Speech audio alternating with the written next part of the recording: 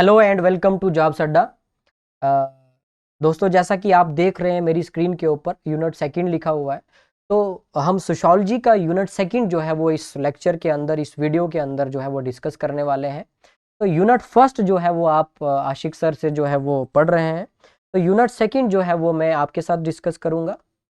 तो unit second में जो सबसे पहला हमारा जो टॉपिक है वो टॉपिक आता है gender inequality and it's issues. Gender inequality क्या है, इसके क्या क्या इश्यूज हैं, किन वजहों से जो है क्या क्या ऐसे काजिज हुए हैं हमारे समाज के अंदर जिसकी वजह से इनइक्वालिटी पैदा हुई है। ठीक है, दो फर्द के बीच में इनइक्वालिटी पैदा हुई है, यानी कि मेल और फीमेल के बीच में इनइक्वालिटी पैदा हुई है। ठीक है, तो जेंडर इनइक्वालिटी के ऊपर बात करने से पहले सबसे पहले हमको ये समझना होगा इनइक्वालिटी का मतलब क्या होता है, इनइक्वालिटी बोलते किसको है। ठीक है, तो आप ये जो वीडियो देख रहे हो, इस वीडियो देखने से पहले आप क्या करेंगे, वेबसाइट पे जा करके इस पीडीएफ को डाउनलोड कर लेंगे। देन उसके बाद इसको सामने रख करके उसके बाद इस वीडियो को देखेंगे तो आपको ईजिली हर चीज़ जो है वो समझ में आती चली जाएगी। चलिए, सबसे पहले हम डिस्कस करते हैं इनइक्वालिटी का मतलब क्या होता है। इनइक्वालिटी का मतलब सिंपल सी बात है। देखो, हमको परमात्मा ने, खुदा ताला ने इस दुनिया पे भेजा है तो कुछ रिसोर्सेज के साथ भेजा है। उसने हमको कुछ रिसोर्सेज भी दिए हैं। ठीक है, उन रिसोर्सेज का हम इस्तेमाल करते हैं। उन रिसोर्सेज का इस्तेमाल करने के बाद हमारी जो जिंदगी है वो बड़ी आसान हो जाती है।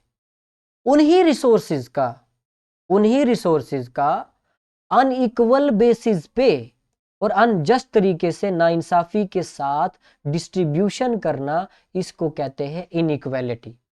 मतलब कि एक फर्द दूसरे फर्द के खिलाफ क्या कर रहा है, अनइक्वल डिस्ट्रीब्यूशन कर रहा है, अपॉर्चुनिटीज कम दे रहा है उसको। यानी कि शायद वो अपने आप को ज्यादा सुपीरियर समझता होगा, यानी कि शायद वो अपने आप को ज्यादा प्रिविलेज समझता होगा, इसीलिए वो जो है वो अनइक्वल और अनजस्ट डिस्ट्रीब्यूशन कर रहा है।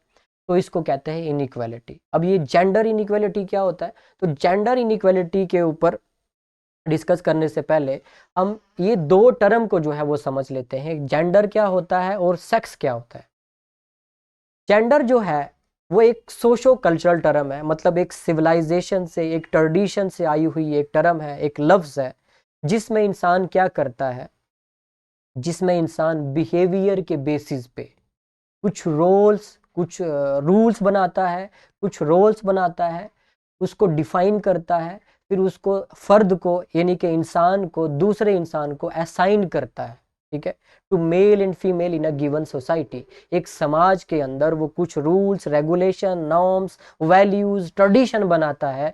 फिर वो ये बताता है कि भाई तुम्हारे ये काम है, हमारे ये काम है। जैसा कि फॉर एग्जाम्पल, अगर मैं एग्जाम्पल के तौर पे बात करूं, जैसा कि लड़की को बताया जाता है कि भाई तुम्हारा काम क्या है, घर में रहना, तुम्हारा काम क्या है, कुकिंग करना, तुम्हारा काम क्या है, बच्चों को पालना, हमारा काम क्या है, बाहर जाके अर्निंग करना, बाहर जाके तुम्हारे लिए कमा के लाना।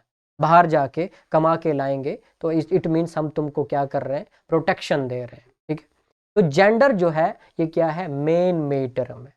और सेक्स क्या है, सेक्स एक बायोलॉजिकल प्रोसेस है, एक साइकोलॉजिकल प्रोसेस है, एक साइकोलॉजिकल और बायोलॉजिकल फेनोमिना है which defines main and women, जिसके अंदर मेन और वुमेन की, फीमेल और मेल की कैरेक्टरिस्टिक्स को डिफाइन करा जाता है। मतलब खुदा ताला ने, ईश्वर ने, परमात्मा ने जब हमको इस दुनिया पे भेजा तो हमारे कुछ कैरेक्टरिस्टिक्स हैं, कुछ कैरेक्टरिस्टिक्स के साथ भेजा हमको। ठीक है, हम दोनों की जो मेल और फीमेल की कैरेक्टरिस्टिक्स हैं वो बराबर नहीं है, वो अलग अलग है। उन कैरेक्टरिस्टिक्स के साथ जो है परमात्मा ने, खुदा ताला ने हमको पैदा किया, इस दुनिया पे भेजा। लेकिन जो रिसोर्सेज उसने हमको प्रोवाइड किए हैं वो रिसोर्सेज इक्वल बेसिस पे प्रोवाइड किए हैं। उन रिसोर्सेज का एक आदमी ने एक कंसेप्ट बना करके उस रिसोर्सेज का अनजस्ट तरीके से, अनइक्वल तरीके से डिस्ट्रीब्यूशन करना शुरू कर लिया। इसको कहते हैं जेंडर इनइक्वालिटी। तो क्या कहते हैं, जेंडर इनइक्वालिटी। अब जेंडर इनइक्वालिटी के कारण क्या हैं हमारे समाज के अंदर, ऐसे क्या कारण हुए, ऐसे क्या काजिज हुए जिसकी वजह से जेंडर इनइक्वालिटी पैदा हुई हमारे समाज के अंदर। तो सबसे पहला जो काफ़ी इम्पोर्टेंट और काफ़ी कोर जो काज है वो है पैट्रियार्कल सिस्टम ऑफ सोसाइटी। अब ये पैट्रियार्कल सिस्टम ऑफ सोसाइटी क्या होता है? पैट्रियार्कल सिस्टम मतलब इंसान ने समाज की जो निज़ाम बनाया, समाज की जो फाउंडेशन रखी, समाज का जो एस्टैब्लिशमेंट किया, वो एक मेल डोमिनेंट तरीके से किया, जिसमें जो मेल है वो डोमिनेट करेगा, मेल जो है वो सुपीरियर रहेगा, मेल जो है वो बड़ा रहेगा। ठीक है। उसके बाद रिलीजियस बिलीफ, हम सब लोग अलग अलग रिलीजियस बिलीफ से आते हैं। कोई हिंदू समाज से आता है, कोई मुसलमान समाज से आता है, कोई क्रिश्चियन समाज से आता है, कोई जोरास्ट्रियन समाज से आता है, कोई बुद्धिस्ट समाज से आता है। तो ये वेरी करता है, हम अलग अलग रिलीजियस बिलीफ को मानने वाले लोग हैं। ठीक है।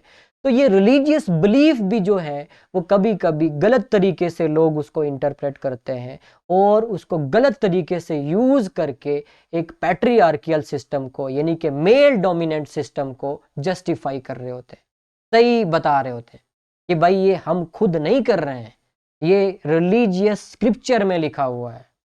वो गलत इंटरप्रेट कर रहे होते हैं, वो गलत तरीके से बता रहे होते हैं, क्योंकि उनको अपने आप को जस्टिफाई करना है। ठीक है। उसके बाद होता है हमारा ट्रेडिशन एंड नॉर्म्स, जो मैं पहले ही डिस्कस कर चुका हूँ। वो बिहेवियर के बेसिस पे कुछ ट्रेडिशन, कुछ नॉर्म्स, कुछ वैल्यूज बनाए हुए हैं इंसान ने। ठीक है। वो उन ट्रेडिशन और नॉर्म्स को जो है मद्देनजर रखते हुए कहता है कि भाई तुम्हारे ये काम, हमारे ये काम। फिर उसके बाद socio cultural conditioning of women, औरत की खुद की जो कंडीशनिंग हुई होती है वो इस तरीके से हुई होती है। औरत भी जब ब्याह के दूसरे घर जाती है तो वो ये नहीं बोलती कि भाई जो है मेरे घर बच्ची पैदा होनी चाहिए, वो ये कहती है कि मेरे घर क्या होना चाहिए, बेटा पैदा होना चाहिए। वो भी जो है वो एक बेटे की डिमांड रखती है, वो भी जो है वो ये उसका ये डिजायर है कि उसके घर में जो है वो बेटा पैदा होना चाहिए। उसकी सोशो कल्चरल कंडीशनिंग इस तरीके की हुई होती है। तो वुमेन यहाँ पे खुद भी एक काज है इनइक्वालिटी का, मतलब अपने साथ नाइंसाफी का कारण वुमेन यहाँ पे खुद भी है। ठीक है। उसके बाद सबसे बड़ा जो काज है extreme poverty and lack of education, मतलब बहुत ज्यादा गरीबी और एजुकेशन बिल्कुल नहीं है उनके पास, लैक ऑफ एजुकेशन, एजुकेशन से बिल्कुल परे हैं, जिसकी वजह से वो क्या करते हैं, समाज के अंदर इनइक्वालिटीज फैलाते हैं। ठीक है। चलिए वन बाय वन करके इसको जो है हम नीचे डिस्कस करते हैं। सबसे पहले पैट्रियार्कल सिस्टम ऑफ सोसाइटी। अब पैट्रियार्कल सिस्टम ऑफ सोसाइटी, जैसा कि मैंने आपको पहले बता दिया कि पैट्रियार्कल सिस्टम एक ऐसा सिस्टम है, एक ऐसा निज़ाम है, एक ऐसी फाउंडेशन है, एक ऐसी एस्टेब्लिशमेंट है समाज की, जिसके अंदर मेल जो है वो डोमिनेट करता है, मेल जो है वो ऑप्रेस करता है, मेल जो है वो एक्सप्लॉइट करता है। ठीक है। अकॉर्डिंग टू साल्विया वाल्बे, एक सोशियोलॉजिस्ट हैं साल्विया वाल्बे, ये पैट्रियार्की की एक एग्जाम्पल देते हैं। तो अब आपको ये एग्जाम में भी आ सकता है। तो ये क्या कहती हैं, ये कहती हैं a system of social structure. Patriarchy क्या है, एक ऐसा निज़ाम है, एक ऐसा सिस्टम है, सोशल समाज का एक ऐसा स्ट्रक्चर है एंड प्रैक्टिसेस, और उसकी जो प्रैक्टिसेस हैं, जो उसमें एक्शन होते हैं, जो प्रैक्टिसेस करी जाती हैं, इन विच, जिसके अंदर मेन क्या करता है, आदमी क्या करता है, डोमिनेट करता है। किसको डोमिनेट करता है, फीमेल को डोमिनेट करता है। मतलब अपने आप को सुपीरियर समझ रहा होता है, अपने आप को बड़ा समझ रहा होता है, ओप्रेस करता है। ठीक है। उसके बाद एक्सप्लॉइट करता है उसको, उसके साथ भेदभाव करता है। ठीक है। तो पैट्रियार्कल सिस्टम ऑफ सोसाइटी क्या है, पैट्रियार्कल सिस्टम ऑफ सोसाइटी ऐसी सोसाइटी, ऐसा निज़ाम जिसके अंदर आदमी क्या करता है, वुमेन के प्रति, वुमेन के खिलाफ क्या करता है, उसका ऑपरेशन करता है, उसके साथ उसको डोमिनेट करता है, उसका एक्सप्लॉइट करता है, उसको कहता है कि तुम कमज़ोर हो, उसको कहता है तुमको प्रोटेक्ट करना जो है मेरा फ़र्ज़ है। ठीक है। मेरे को जो है वो परमात्मा ने भेजा हुआ है, तुमको जो है वो प्रोटेक्ट करना है, क्योंकि तुम कमज़ोर हो। ठीक है। उसको कमज़ोर क्या क्या कर करके उसको जो है उस समाज के अंदर कमज़ोर बना दिया गया। अब वो जो फीमेल है वो खुद को ही कमज़ोर समझने लग गई। ठीक है।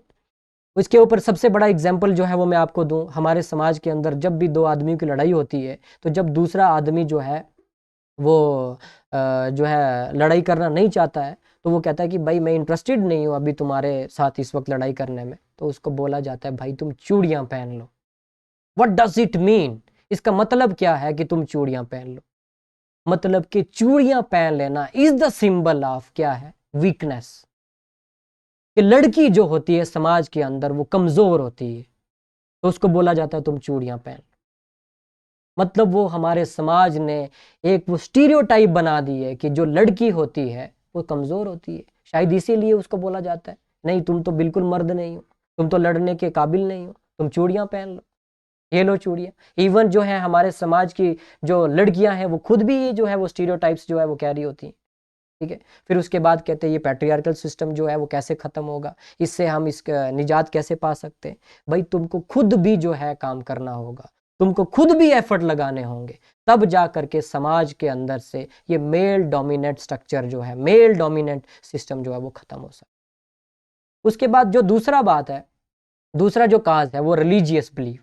ठीक है, रिलीजियस बिलीफ जो है ये पैट्रियार्की को एक तरीके का क्या देता है, मतलब आग में घी डालने का काम करता है, आग को भड़काने का काम करता है।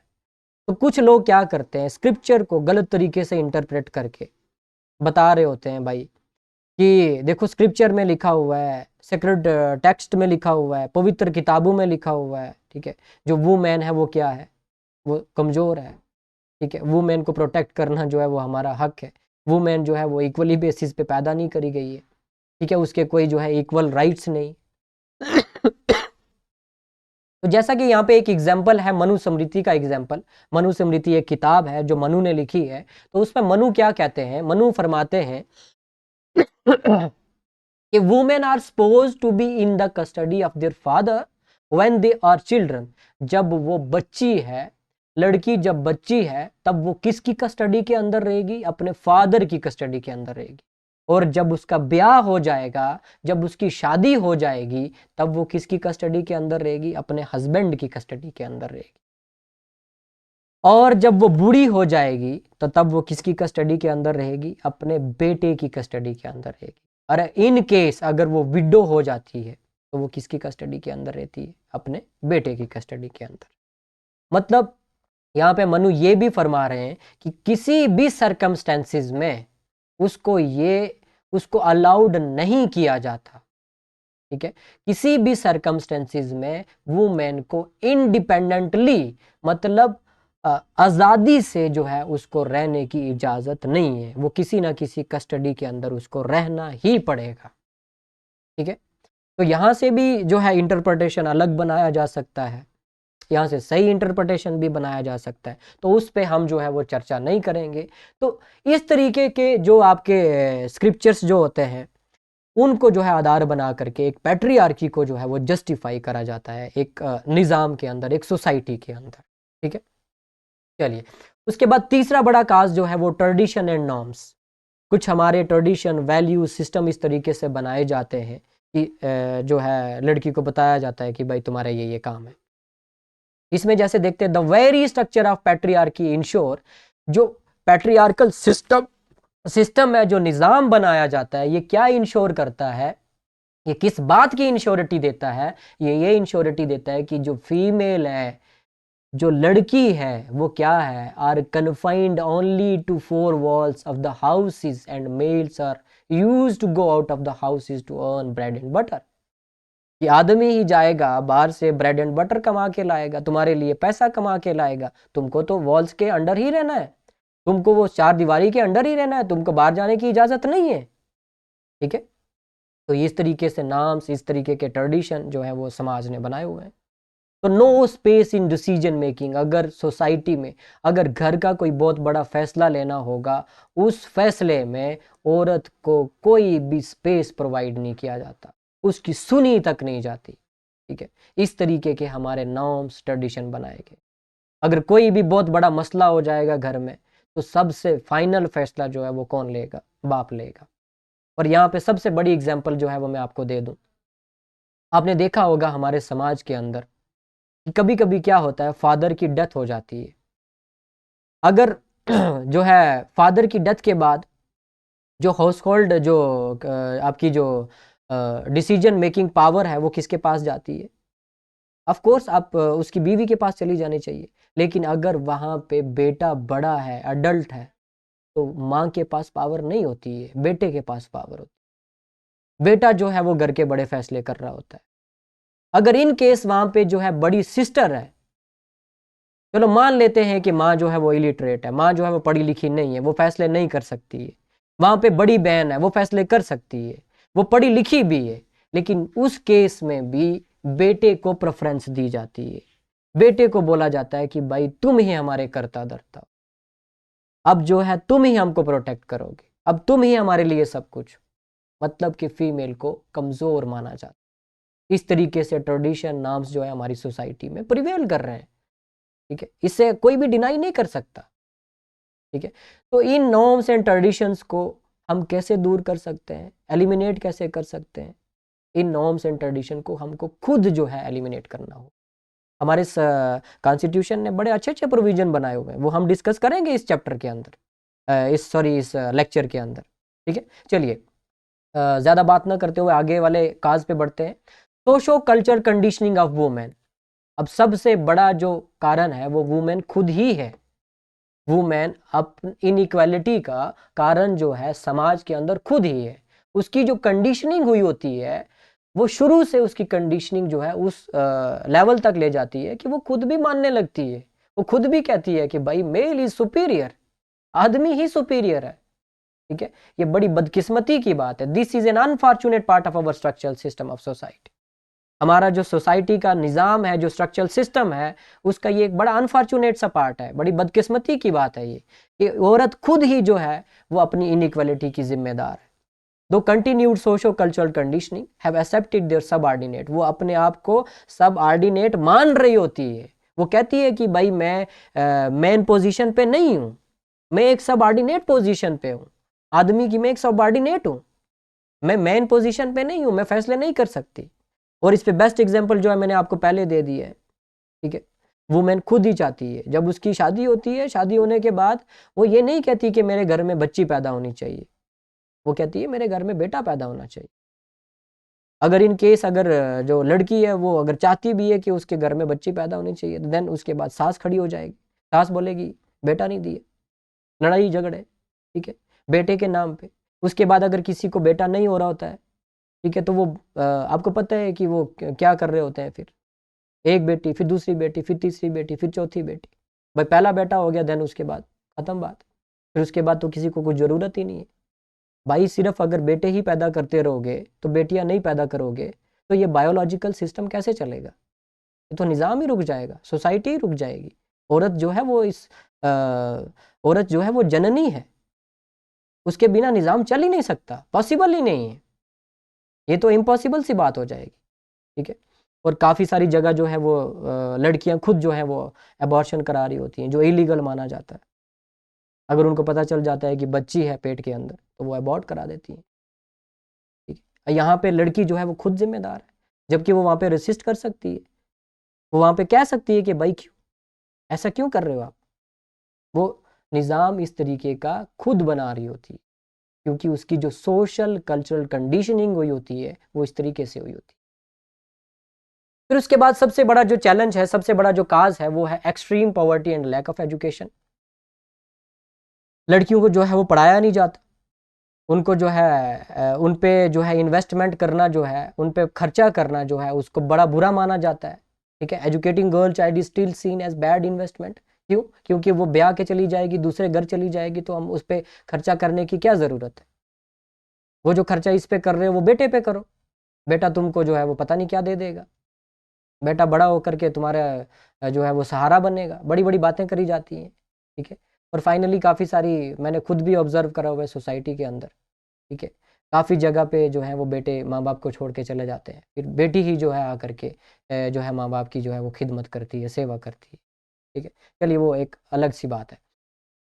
उसके बाद women are affected by extreme poverty. Women जो है वो हमारे समाज के अंदर ज़्यादा गरीब है। क्यों? उसको इक्वल बेसिस के ऊपर रिसोर्सेज नहीं मिलते हैं। जब इक्वल बेसिस के ऊपर रिसोर्सेज नहीं मिलेंगे तो वो अर्न नहीं कर पाएगी, वो कमाई नहीं कर पाएगी, जिसकी वजह से वो तो गरीब तर गरीब होती चली जाएगी। उसको अपॉर्चुनिटीज नहीं मिलती है, ठीक है।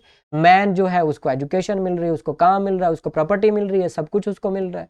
तो मैन के बरक्स जो वुमेन है वो क्या है, गरीब है, वो मस्कीन है, ठीक है। अकॉर्डिंग टू यूनेस्को, यूनेस्को आपको पता है, ठीक है, gender based inequalities in education are mainly determined by poverty, ठीक है। यूनेस्को क्या बोलता है, यूनेस्को बोलता है कि जेंडर बेस्ड इनइक्वालिटी क्या है in education are mainly determined by, ये जितनी भी इनइक्वालिटी हो रही है एजुकेशन के अंदर, ये क्यों हो रही है, ये पॉवर्टी के बेसिस पे, ये ज्योग्राफिकल आइसोलेशन के बेसिस पे। आपने एक जगह पे, एक स्पेसिफिक जगह पे आइसोलेट कर दिया है, ठीक है, कि भाई आपको पढ़ना नहीं है, आपको यहीं पे रहना है, आपको बाहर नहीं निकलना है। माइनॉरिटी स्टेटस के बेसिस पे, डिसेबिलिटी के बेसिस पे, अर्ली मैरिज, जल्दी शादी करा दी जाती है लड़की की, pregnancy and gender based violence, और जो वायलेंस होता है डोमेस्टिक वायलेंस, ठीक है, ये यूनेस्को कह रहा है। इन लो इनकम कंट्रीज, जो लो इनकम कंट्रीज हैं, वहां पे जेंडर गैप हमको देखने को कितना मिलता है, बहुत बड़ा गैप देखने को मिलता है। गर्ल्स की जो स्कूल में इनरोलमेंट है प्राइमरी स्कूल में इन लो इनकम कंट्रीज इज 78%। अगर उसको हम कंपेयर करें वर्ल्ड एवरेज के साथ तो वो क्या है, 88%। और सेकेंडरी स्कूल में अगर हम देखें तो इट इज ओनली 31%। अगर उसको हम ग्लोबल एवरेज के साथ कंपेयर करें तो वो है 66%, ठीक है। तो यहाँ पे देखो कितनी ज्यादा इनइक्वालिटी जो है वो ड्यू टू एक्सट्रीम पॉवर्टी और लैक ऑफ एजुकेशन की वजह, ठीक। चलिए, अब हमने ये काजिज जो हैं वो डिस्कस कर दिए हैं, पैट्रियार्की डिस्कस किया, रिलीजियस बिलीफ डिस्कस किया, ट्रेडिशंस एंड नॉर्म्स डिस्कस किए, socio culture conditioning of women discuss की, extreme poverty and lack of education को डिस्कस किया, ठीक है, इनको हम डिस्कस कर चुके हैं। देन अब हम बढ़ते हैं main issues of gender inequalities in India. India के अंदर, हिंदुस्तान के अंदर, भारत के अंदर ऐसे कौन से इश्यूज हैं जिनकी वजह से इनइक्वालिटीज पैदा हो रही है, जिनको एड्रेस करना बहुत ज़्यादा ज़रूरी है, जिन पे काम करना बहुत ज़्यादा ज़रूरी है, ठीक है। उसमें सबसे बड़ी बात है जो हम पीछे भी करके आ चुके हैं, लेस एजुकेशन। फीमेल को पढ़ाया नहीं जाता, फीमेल पे इन्वेस्ट नहीं करा जाता, क्यों, क्योंकि वो ब्याह के दूसरे घर चली जाएगी, ठीक है। Female are given less education as compare to males, ठीक है। वो मेल के बरक्स उनको जो है एजुकेशन नहीं दी जाती। लिटरेसी रेट अगर हम देखें इंडिया का 73% है, आउट ऑफ विच 81%, जिसमें 81% मेल आते हैं are educated and only 65% female are educated. तो कितना बड़ा गैप है देखने को मिल रहा है हमें, यहीं से आप अंदाज़ा लगा दें कि लोगों की जो मानसिकता है, जो मेंटल लेवल है लड़कियों को ना पढ़ाने का, वो क्या है कि भाई उस पर इन्वेस्ट करके फ़ायदा क्या है, वो तो दूसरे घर चली जाएगी, है ना। तो इस मेंटल लेवल को हमको चेंज करना होगा, इससे बाहर आना होगा, ठीक है। तब जा करके हम एक अच्छा निज़ाम, एक अच्छा जो है वो स्ट्रक्चर बना सकते हैं सोसाइटी का, समाज का। Few female are going for, बहुत कम आप नाम सुनते होंगे कि हायर स्टडीज़ में फीमेल गई हैं। आप अपने ही खुद जो है समाज के अंदर, अपनी सोसाइटी के अंदर, जिस मोहल्ले में आप रहते हैं वहाँ पे सर्वे करके देख लें, कितनी जो लड़कियाँ हैं वो जो है पीएचडीज़ हैं, कितनी लड़कियाँ हैं जिन्होंने एमफिल करी हुई है, कितनी लड़कियाँ हैं जो हायर स्टडीज़ के लिए बाहर जो है अब्रॉड गई हुई हैं। फिर उसके बाद मेल देख लें आप, तो आपको जो है ये क्लियरली जो है वो एक आपको मिल जाएगा, जवाब आपका मिल जाएगा, पता चल जाएगा आप, ठीक है। उसके बाद parents usually drop out their girls because they like to spend their money. वो मतलब बच्चे अपने बेटे पे जो है वो पैसा खर्च करना चाहते हैं, वो लड़कियों पे पैसा खर्च करना नहीं चाहते, क्यों, सिंपल सी बात, दूसरे घर चली जाएगी, दैट्स इट, और कोई रीज़न नहीं है, ठीक है। चलिए, inequality in employment and earning, ठीक है। उसके बाद जब हम काम करने जाते हैं, मेल भी काम करने जाता है बाहर, फीमेल भी काम करने जाती है बाहर, ठीक है, तो वहाँ पे इनइक्वालिटीज़ कैसे पैदा होती है, ठीक है।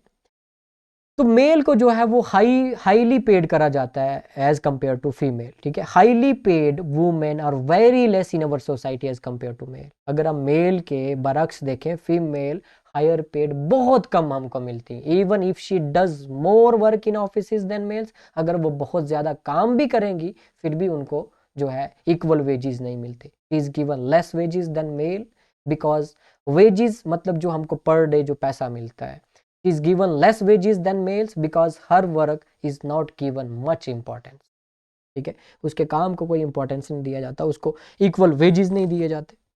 ये सबसे बड़ा इश्यूज है। सबसे पहला इश्यूज लैक ऑफ एजुकेशन, मतलब लेस एजुकेशन। दूसरा इनइक्वालिटी है एम्प्लॉयमेंट के अंदर, मतलब उसको इक्वल वेजेस जो है वो प्रोवाइड नहीं करे जाते। उस जो डिस्ट्रीब्यूशन है वो अनइक्वल बेसिस पे करा जाता है, अनजस्ट तरीके से करा जाता है। Wish to have male child, ठीक है, अब लड़की की यहाँ पे जो है वो मंशा है, उसकी जो है वो डिज़ायर है कि भाई उसके घर में जो है वो मेल चाइल्ड ही पैदा होना चाहिए, फीमेल तो नहीं होनी चाहिए।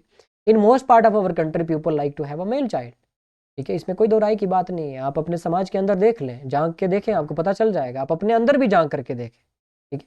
तो सबको क्या चाहिए जी, मेल चाइल्ड चाहिए, बच्चा चाहिए। बच्चा तो चाहिए, बच्चा मतलब कौन सा चाहिए, मेल चाहिए, फीमेल नहीं चाहिए, ठीक है। This is the reason sex ratio in India is declining, ये एक ऐसा रीजन है जिसकी वजह से हमारी सेक्स रेशो इंडिया की, हिंदुस्तान की डिक्लाइन कर रही है, ठीक है। उसके बाद एक्सप्लॉइटेशन ऑफ वुमेन, ठीक है, उसके साथ भेदभाव होता है, उसके साथ वायलेंस करा जाता है, अब्यूज करा जाता है, रेप करा जाता है, डेथ्स, डाउरी, ठीक है, ये काफी सारे इश्यूज हैं, ठीक है। Women in India are exploited a lot, बहुत बड़े लेवल पे उसके साथ जो है मार दाड़ करी जाती है, ठीक है। ए नंबर ऑफ क्राइम्स हमको काफ़ी देखने को मिलते हैं, हम दूसरे दिन तीसरे दिन जो है वो अखबारों में पढ़ते हैं, न्यूज़पेपर में सॉरी टीवीज़ पे देखते हैं, उसके बाद यूट्यूब्स पे देखते हैं, काफ़ी सारे क्राइम्स जो है वो वुमेन के रिलेटेड होते हैं। उसको हरास किया जाता है, उसको ऑफिस में हरास किया जाता है, उसको इंस्टीट्यूशंस में हरास किया जाता है, उसको हॉस्पिटल में हरास किया जाता है, ठीक है। इस तरीके से हम जो है वो न्यूज़ सुनते रहते हैं। उसके बाद डॉवरी के जो है मसले में कि भाई तुम बहुत कम दहेज लाई हो, उसके रिगार्डिंग जो है उसके ऊपर उसी की जो है वो सास जो है वो उसके ऊपर जो है अत्याचार कर रही होती है, वायलेंस कर रही होती है, ठीक है, उसको ताने दे रही होती है, उसको मेंटल टॉर्चर करती है, उसका फिजिकल टॉर्चर करती है, मतलब हर तरीके से जो है उसका टॉर्चर किया जाता है। भाई आप बहुत कम दहेज लाए हो, ठीक है, तो उसको ताने सुनने को मिलते हैं, जिसकी वजह से क्या होते हैं, काफ़ी सारी डॉवरी डेथ्स हमको देखने को मिलती है, रेप देखने को मिलता है, अब्यूज़ होती है, लड़की अब्यूज़ करा जाता है, डोमेस्टिक वायलेंस देखने को मिलता है, ठीक है। अब हम बात कर लेते हैं कि कॉन्स्टिट्यूशनल सेफगार्ड्स क्या हैं जो जेंडर इनइक्वालिटी को क्या करते हैं, जिसकी वजह से जेंडर इनइक्वालिटी कम हो। कॉन्स्टिट्यूशन ने ऐसे कौन से प्रोविज़न बनाए हुए हैं जिसकी वजह से जेंडर इनइक्वालिटी को कम किया जाए, एलिमिनेट किया जा सके समाज के अंदर से, ठीक है। सबसे पहले हम देखते हैं, हम जब अपने कॉन्स्टिट्यूशन को उठाते हैं तो हम अपना कॉन्स्टिट्यूशन का जब सबसे पहला पेज पढ़ते हैं, यानी कि प्रियम्बल पढ़ते हैं, ठीक है, जो उसका प्रीफेस पढ़ते हैं, तो उस प्रीफेस और प्रियम्बल में ही लिखा हुआ है कि हमारा जो कॉन्स्टिट्यूशन है, हमारा जो कानून है, वो कानून क्या इंश्योर कर रहा है, वो इंश्योर कर रहा है सोशल जस्टिस, वो इंश्योर कर रहा है पॉलिटिकल जस्टिस, वो इंश्योर कर रहा है इकोनॉमिक जस्टिस, ठीक है। वो वहाँ पे सोशल, पॉलिटिकल, इकोनॉमिक जस्टिस की बात करता है to all the citizens of India. वहाँ पे उसने ये मेंशन नहीं कर रहा है कि भाई ये मेल के लिए, ये फीमेल के लिए, वहाँ पे वो सब के लिए, जितने भी सिटीजन्स हैं हिंदुस्तान के, भारत के, उन सब के लिए वो सोशल जस्टिस, मतलब सोशली, समाजी तौर पे जो है वो इंसाफ करेगा। पॉलिटिकल तौर पे मतलब लड़की जो है वो रिप्रेजेंटेटिव बन सकती है, लोकसभा में जा सकती है, वो एमएलए बन सकती है, वो एमपी बन सकती है, वो एमएलसी बन सकती है, कोई रोक नहीं सकता। इकोनॉमिक जस्टिस, अगर कोई लड़की जो है वो उसके पास पैसे कम है, जो स्टेट है उसकी जिम्मेदारी है उसको जो है स्कॉलरशिप प्रोवाइड करे, उसको जो है इकोनॉमिक अपलिफ्टमेंट करे, उसका उसके लिए जो है स्टेट को है पॉलिसीज बनाए, लड़कियों के लिए जो है उनका अपलिफ्टमेंट हो, ठीक है, उनको स्कॉलरशिप दिए जाए, तो इकोनॉमिक जस्टिस भी जो है वो किया जाता है, ठीक है। तो ये इंश्योर पूरे इंडियन के सिटीजन्स को किया जाता है, नॉट ओनली मैन, ठीक है। चलिए, उसके बाद प्रियम्बल, प्रियम्बल के बाद अगर हम पार्ट थर्ड देखें इंडियन कॉन्स्टिट्यूशन का, अब ये पार्ट थर्ड क्या है, पार्ट थर्ड डील करता है आपका फंडामेंटल राइट के साथ, मतलब हमारे मूल अधिकार, हमारे बेसिक राइट, हमारे बेसिक राइट जो हम अपने पैदा होने के साथ लेकर के आते हैं, जन्मजात हक हमारे, ठीक है। मतलब मेरा खाना, मेरा पीना, मेरा सोना, मेरा उठना, मेरा शादी करना, ये सारे हक जो है वो मेरे हैं, ये बुनियादी हक है, ये मेरे को खुदा ताला ने दिए हुए हैं, ठीक है। तो इसके ऊपर जो है हमारे कॉन्स्टिट्यूशन में, हमारे आयन में एक जो है वो पार्ट इंक्लूड करा जाता है, उस पार्ट, वो पार्ट क्या है, पार्ट थर्ड, जो डील करता है फंडामेंटल राइट के साथ, बुनियादी कानून के साथ, फंडामेंटल राइट्स के साथ। उसमें एक आर्टिकल 15 है, आर्टिकल 15, जो क्या इंश्योर करता है, वो ये इंश्योर करता है कि स्टेट के अंदर कोई भी सिटीजन अगर प्रोहिबिशन कर रहा है, अगर स्टेट के अंदर कोई भी आदमी रिलीजन के बेस पे, रेस के बेस पे, कास्ट के बेस पे, सेक्स के बेस पे या प्लेस ऑफ बर्थ के बेस पे किसी के साथ भेदभाव कर रहा है, तो उसका क्या होना चाहिए? प्रोहिबिशन होना चाहिए, उस पर रोक होनी चाहिए। स्टेट की जिम्मेदारी है, ठीक है, ये क्या है? स्टेट की जिम्मेदारी है, उसको रोका जाए। अगर फिर भी नहीं रुकता है, अगर कोई आपके साथ कोई इंस्टीट्यूशन में, अगर आप किसी इंस्टीट्यूशन में वहाँ पे आप एम्प्लॉय हैं, अगर आपके साथ वहाँ पे कोई भेदभाव कर रहा है आपके रिलीजन के बेसिस पे कि आप भाई मुस्लिम हैं, आप नहीं आ सकते यहाँ पे, ठीक है, you are not allowed to enter in this institution. आप रेस के बेसिस पे, कास्ट के बेसिस पे, या आप फीमेल हैं, आप नहीं इंटर हो सकती यहाँ पे, तो आप आर्टिकल 32 का इस्तेमाल करके directly supreme court of India में जा सकते हैं आप, ठीक है।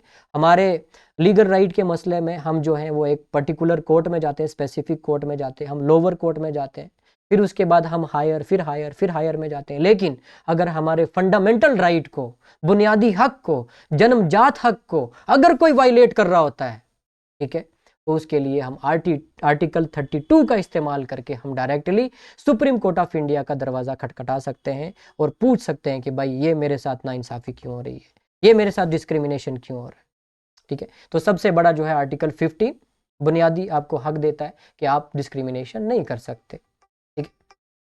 उसके बाद आर्टिकल 15 ही है, उसमें क्लास 3 है, ठीक है। आर्टिकल 15 क्लास 3 क्या बोलती है? Provide that the state may continue to make laws that provide special provision. State के पास ये स्टेट को ये पावर दिया गया है कि भाई अगर आप देखें कहीं पे किसी स्पेसिफिक रीजन पे बच्चों के ऊपर जुल्म हो रहा है, वुमेन के ऊपर जुल्म हो रहा है, तो उनके ऊपर स्पेशल प्रोविजन बनाए जाएं, उनकी सोशल अपलिफ्टमेंट का, उनकी इकोनॉमिक अपलिफ्टमेंट का, उनकी पॉलिटिकल अपलिफ्टमेंट का, ठीक है, उनके लिए स्पेशल प्रोविजन बनाए जाएं, ठीक है। ये इंश्योरिटी जो है आपको आपके फंडामेंटल राइट देते हैं। उसके बाद article 16 provide for equality of opportunity for all citizen in matter of, किस मैटर में? Relating to employment or appointment to any office under the state. आप किसी भी ऑफिस में, किसी भी इंस्टीट्यूशन में जा करके आप जो है उसका एम्प्लॉय बन सकते हैं, यहाँ पे कोई आपके ऊपर रोकथाम नहीं लगा सकता।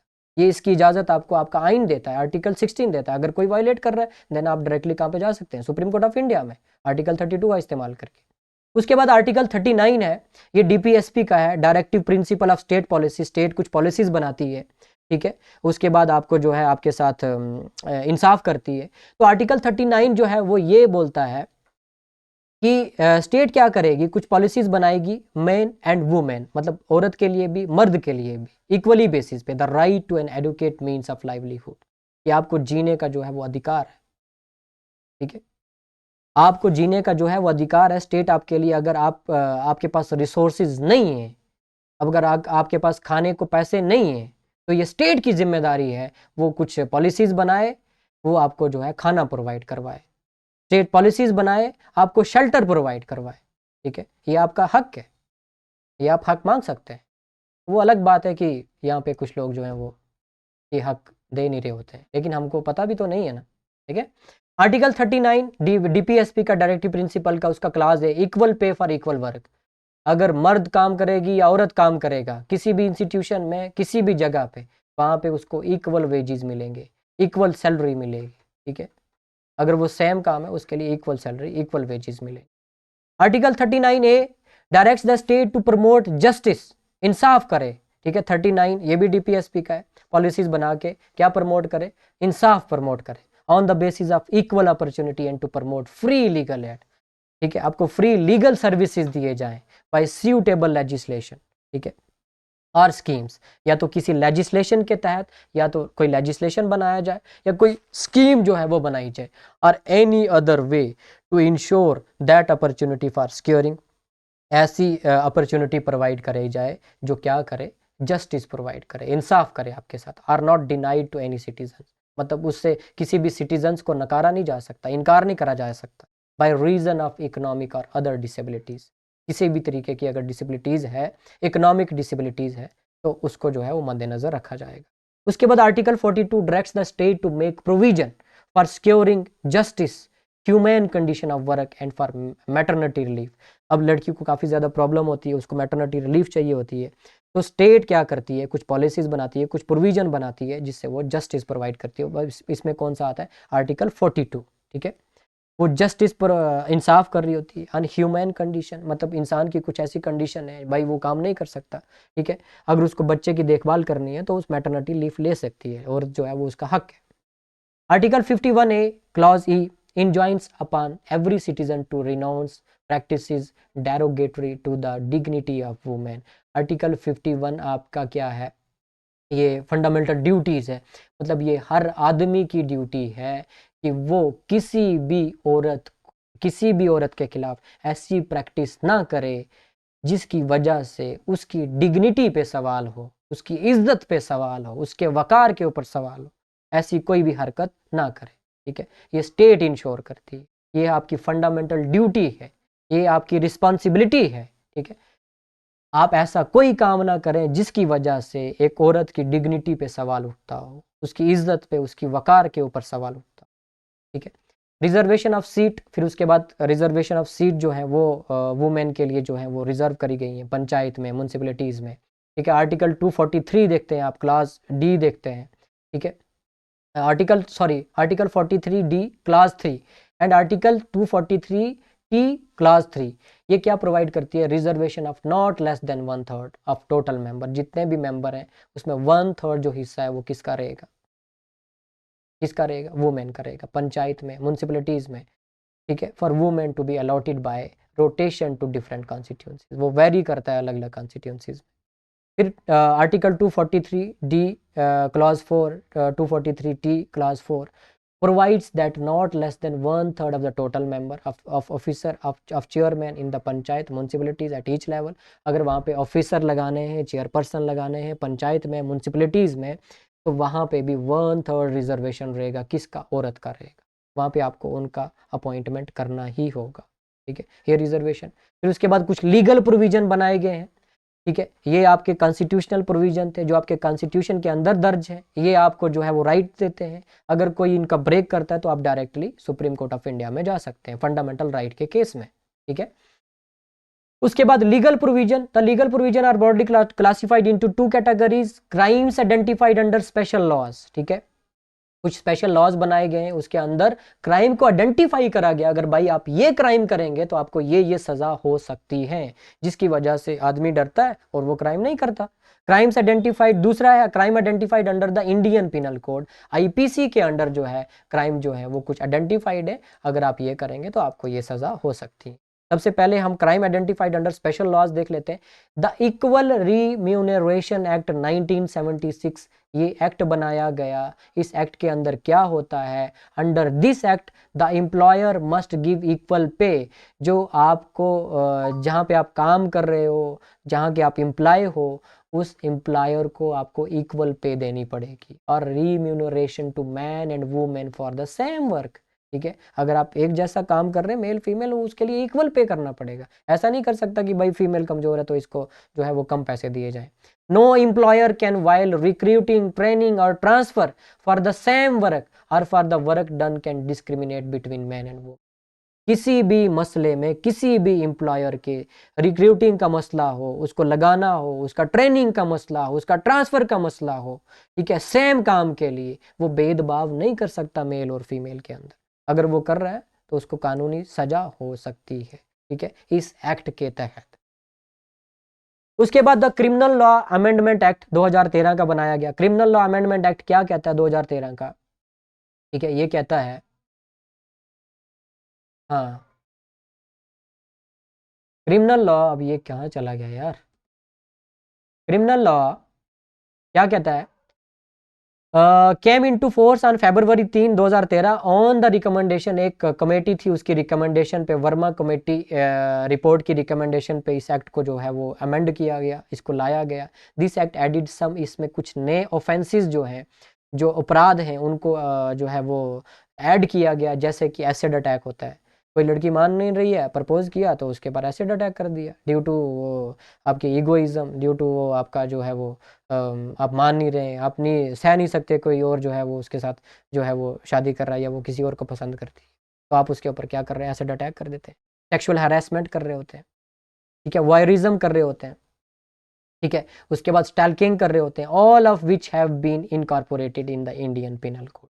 ये सारों को क्या करा गया, इंडियन पिनल कोड के अंदर जो है वो लाया गया, ठीक है। उसके बाद sexual harassment of women at work place act 2013, the issue was first brought to light in the Vishakha case, ठीक है। इस इशू को हाईलाइट किया गया था सबसे पहले 92 के केसेस में, ठीक है।